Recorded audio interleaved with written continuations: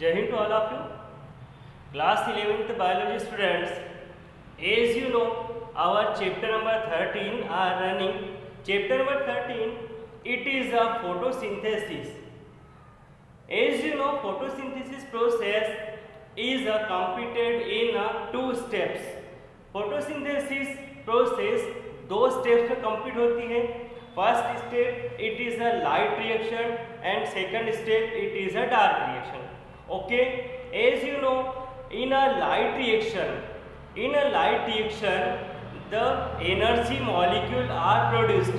Light reaction में energy molecules बनते हैं. ATP और NADPH2 जैसे मॉलिक्यूल्स क्या होते हैं, प्रोड्यूस होते हैं.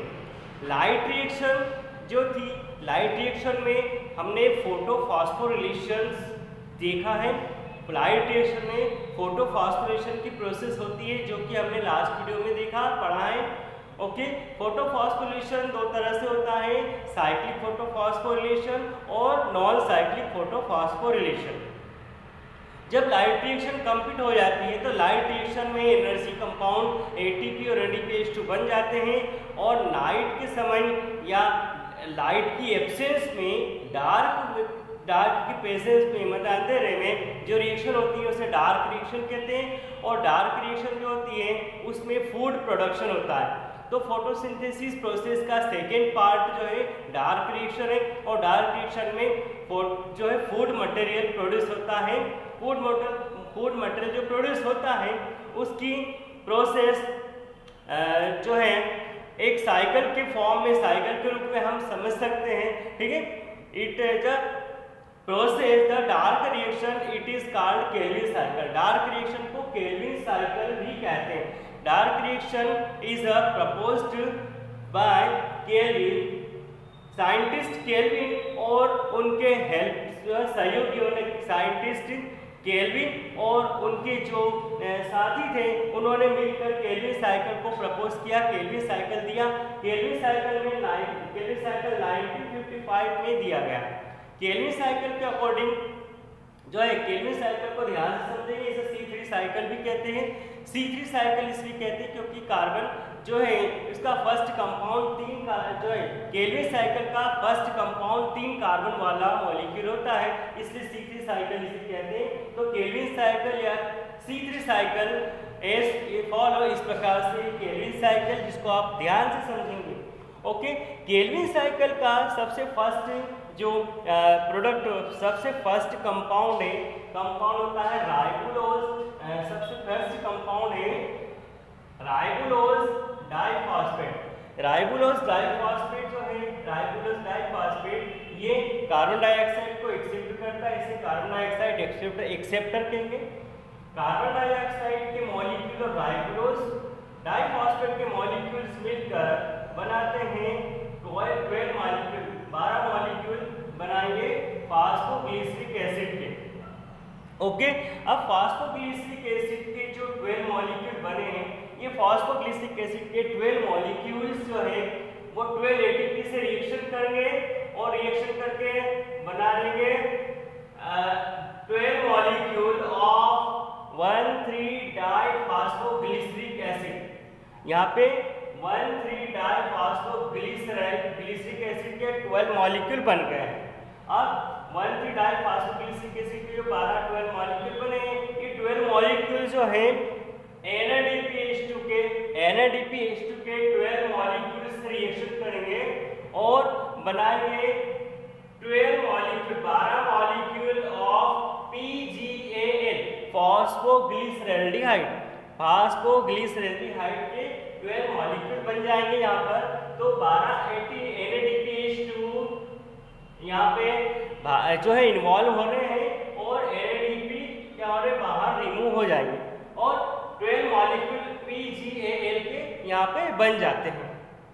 अब ये PGAL के 12 मॉलिक्यूल बने हैं, 12 मॉलिक्यूल, इन 12 मॉलिक्यूल्स को इस प्रकार से डिवाइड करते हैं 2, 5, 3 और 2 में. क्या करेंगे, इसको डिवाइड कर देते हैं जो कि आगे अलग अलग तरह से रिएक्शन करेंगे. ओके, अब यहाँ पे PGAL के जो मॉलिक्यूल्स है उसमें से सबसे पहले क्या होंगे, 5 मॉलिक्यूल PGAL के 5 molecule, it is a convert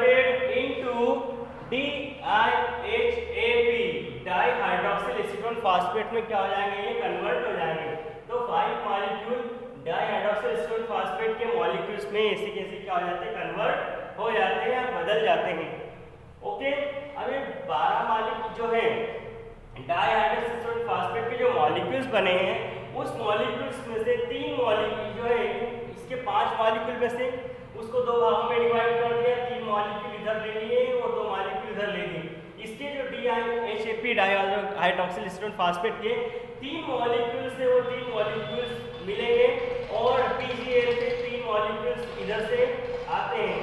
तो 3 मॉलिक्यूल DIHAP के और 3 मॉलिक्यूल PGAL डाइहाइड्रोक्सिल एसीटोन फास्फेट के 3 मॉलिक्यूल और फास्फोग्लिसरॉल्डिहाइड के 3 मॉलिक्यूल, दोनों मॉलिक्यूल्स मिलकर बनाते हैं फ्रुक्टोज 1,6 डाइफॉस्फेट का एक मॉलिक्यूल।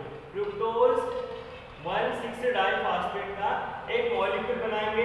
ये फ्रुक्टोज 1,6 डाइफॉस्फेट बाद में फ्रुक्टोज 6 फॉस्फेट में कन्वर्ट हो जाता है और फ्रुक्टोज 6 फॉस्फेट जो होता है, फ्रुक्टोज 6 फॉस्फेट का जो मॉलिक्यूल है, ये फ्रुक्टोज 6 फॉस्फेट के मॉलिक्यूल जो है इसका एक मॉलिक्यूल क्या हो जाता है, ग्लूकोज में कन्वर्ट हो जाता है।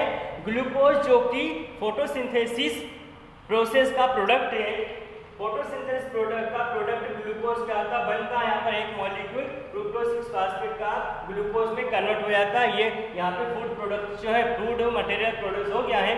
अब बचे 2 मॉलिक्यूल फ्रुक्टोज 6 फॉस्फेट के 2 मॉलिक्यूल बचे हैं। ये फ्रुक्टोज 6 मॉलिक्यूल के 3 मॉलिक्यूल से 2 मॉलिक्यूल रिएक्शन, 2 मॉलिक्यूल और इधर से 2 मॉलिक्यूल PGAL के और आएंगे, तो 2 मॉलिक्यूल PGAL के और फ्रुक्टोज 6 फॉस्फेट के 2 मॉलिक्यूल्स मिलेंगे और मिलकर 2 टाइप ऑफ मॉलिक्यूल्स फॉर्मेट करते हैं। 2 तरह के मॉलिक्यूल्स बनाएंगे। ओके, दो तरह के मॉलिक्यूल्स में से 2 मॉलिक्यूल्स जो है बनाएंगे एरिथ्रोज 4 फॉस्फेट के बनाएंगे 2 मॉलिक्यूल और 2 मॉलिक्यूल्स बनाएंगे ज़ाइलोज 5 फॉस्फेट के 2 मॉलिक्यूल्स यहाँ पे बन जाएंगे।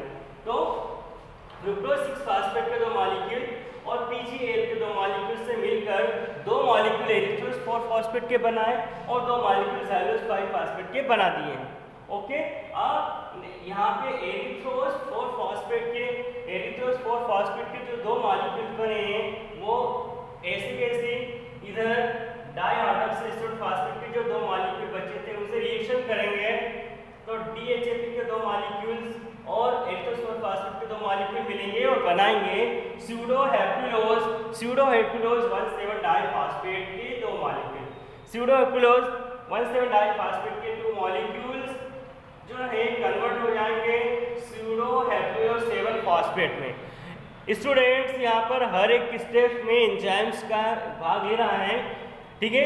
11th लेवल पे हमने यहाँ पर एंजाइम्स के नाम नहीं लिखे हैं, आपको सिंपल बनाने के लिए केल्विन साइकिल आपको सिंपली अच्छे से समझ में आ जाए, इसलिए यहाँ पे स्यूडोहेपुलोज 7 फॉस्फेट के 2 मॉलिक्यूल्स जो बने वो 2 मॉलिक्यूल इस प्रकार PGAL के जो 2 मॉलिक्यूल बचे थे उनसे रिएक्शन करेंगे स्यूडोहेपुलोज के 2 मॉलिक्यूल, तो 2 मॉलिक्यूल PGAL के और 2 मॉलिक्यूल स्यूडोहेपुलोज के दोनों आपस में रिएक्शन करेंगे, दोनों मिलेंगे और मिलकर बनाएंगे 2 तरह के मॉलिक्यूल बनाएंगे, ठीक है।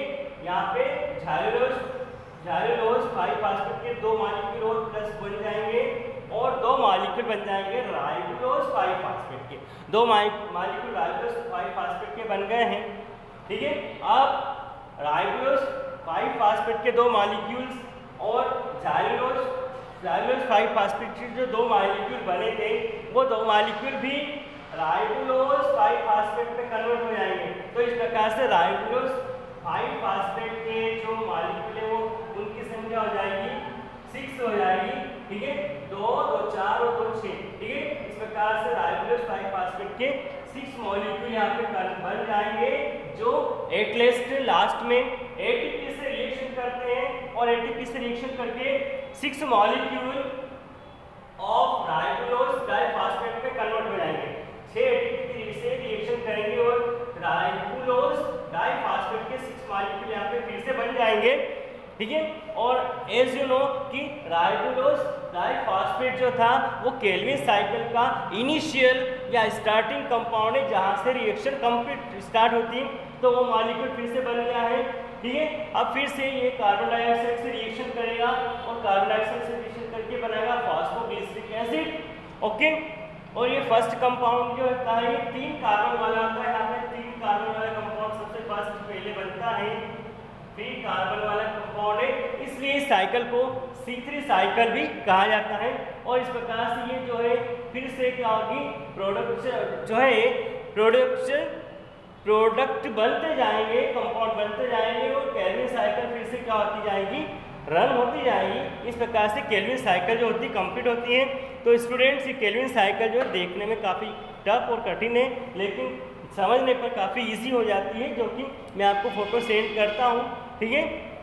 उस प्रकार आप समझेंगे इसको और अच्छे से क्या करेंगे, इसको कंप्लीट करेंगे। तो यहाँ पर जो है ये हमने डिवाइड कर दिया और किस प्रकार से 2-2 मॉलिक्यूल जो है आपस में रिएक्शन कर रहे हैं। ये 5 मॉलिक्यूल पहले इसमें बदले, फिर इसमें से इस प्रकार से डिवाइड किया, फिर 3 मॉलिक्यूल्स और इसमें 2 मॉलिक्यूल मिलकर ये बनाया, फिर यहाँ से ये बनाया, फिर इसमें से 1 मॉलिक्यूल इस प्रकार से बना, फिर इसमें से 2 मॉलिक्यूल, ठीक है। तो इस प्रकार क्या है, ये साइकिल अच्छे से समझने पर आपको पूरी तरह से समझ में आ जाएगी। ओके, जय हिंद।